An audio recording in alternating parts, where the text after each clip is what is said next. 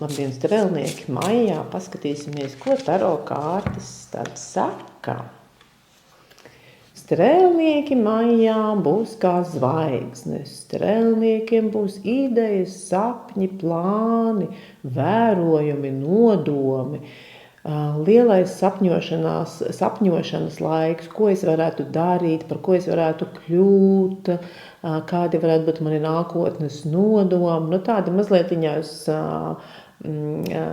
pa gaisu, es gribētu teikt pa gaisu, jo zvaigzne, un šī ir zvaigznes kārtas, kā jūs zināt, ir tas, kas ir debesīs, un tas nav tas, kas ir uz zemes. Līdz ar to laikam apkārtējiem būs jāsaka tā, halo, kur tu atkal esi aizsapņojies, ko tu dari savā pasaulē. Tā ir idealizācijas kārtas, tā ir vērošanas, dabas vērošanas kārtas, savas sevis piemērošana dabai, domāšana par lielajiem kosmosa likumiem, par lietām, kas notiek, domāšana plašāk nekā tikai sadzīviski, ikdienišķi. Ja? Un kāda tā tēma jums katram ir par to plašo domāšanu, to jūs jau tikai katrs pats zināt, mīļie strēlnieki.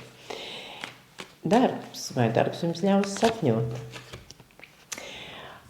Darbā daudzas lietas var neiet tik ātri, kā jūs vēlaties, un dažkārt var arī uzkārties. Ja? Ar vārdu uzkārties es domāju kolēģis, kurš nedod atbildi, dators, kas ir reāli uzkāries, situācija, ko es nevaru ietekmēt. Es nevaru strādāt, tāpēc, ka kāds nav izdarījis pirms manis esošo, pirms manis to etapu, kas viņiem ir jāizdara, un līdz ar to tu tā kā nevari pilnam iesaistīties tajās lietās, kas ir darāmas. Tātad mums ir jāierēķina nākamajā mēnesī vairāk laika tam, ko jūs domājat, zinām, cik tam vajag laika. Ja jūs kaut ko plānojat un esat šo lietu darījis jau gadiem ilgi un zināt, tam man vajag tur, 2 nedēļas, tad šajā mēnesī jums vajadzēs vairāk laika, jo kaut kādi bremzējoši faktori faktiski jūs var aizskavēt.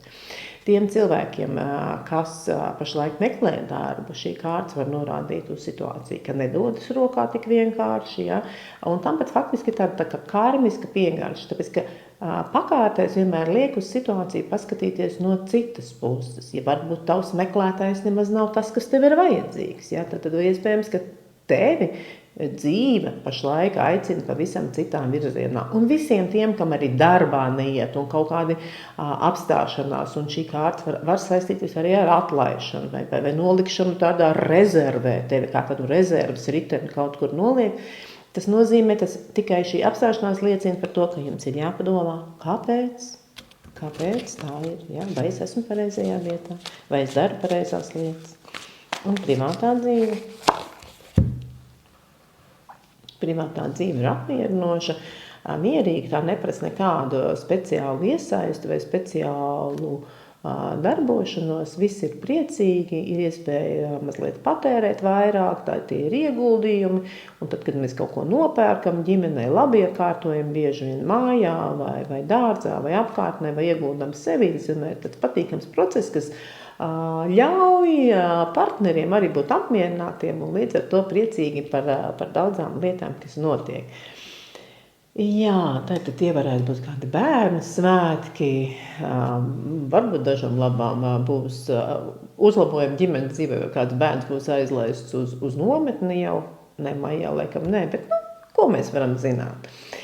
Tiem cilvēkiem, kas pašlaik tikai meklē attiecības, šī ir iespēja satikt partneri, kas ir jaunāks par jums vai nu gados, vai nu tādā kā pasaules uztverē. Kas nebūtu nav slikti, ja, bet atkal šeit ir tāda nopietnības pieskaņa, tāda atbildības pieskaņa, un jā, viss ir iespējams, ļoti iespējami ir arī iepazīšanās šajā mēnesī. Nesmādējiet tie, kas ir jaunāki, un jā, tik un tā vajag iepazīties. Jā, un padoms.